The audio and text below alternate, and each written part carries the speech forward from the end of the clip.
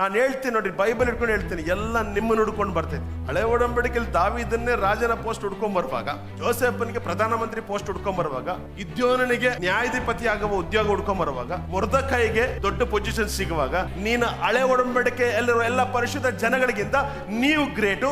ಯಾಕೆಂದ್ರೆ ಯೇಸು ಕ್ರಿಸ್ತನು ನಿಮ್ಮನ್ನ ನಿರ್ದೋಷಿಗಳನ್ನಾಗಿಯೂ ಪರಿಶುದ್ಧರನ್ನಾಗಿಯೂ ನಿರಾಪರಾಧಿಗಳನ್ನಾಗಿಯೂ ಅವರ ಮುಂದೆ ನಿಲ್ಲಿಸಿಕೊಂಡಿದ್ದಾನೆ. ದೇವರ ಒಳಗಡೆ ಇದ್ದೀರಾ, ದೇವರು ನಿಮ್ಮೊಳಗೆ ಇದ್ದಾನೆ. ನೀವೇ ಗ್ರೇಟ್. ನೀವು ಗ್ರೇಟ್ ಆಗಿರೋದ್ರಿಂದ ಲೋಕದಲ್ಲಿರುವ ಎಲ್ಲ ಗ್ರೇಟ್ ಆದ ವಿಷಯಗಳು ನಿಮ್ಮನ್ನ ಹುಡುಕಿಕೊಂಡು ಬರಲೇಬೇಕು. ನೀವು ಯಾವಾಗ ಇದನ್ನು ನಂಬ್ತೀರೋ, ಗ್ರೇಟ್ ಆದ ಕಾರ್ಯಗಳು ನಿಮ್ಮನ್ನ ಹುಡುಕಿಕೊಂಡು ಬರ್ತಿದೆ. ನಿಮ್ಮಲ್ಲಿರುವ ಗ್ರೇಟ್ ಆದ ದೇವರು ಲೋಕದಲ್ಲಿ ಯಾವುದು ಗ್ರೇಟ್ ಗ್ರೇಟ್ ಗ್ರೇಟ್ ಅಂತಿಲ್ಲ.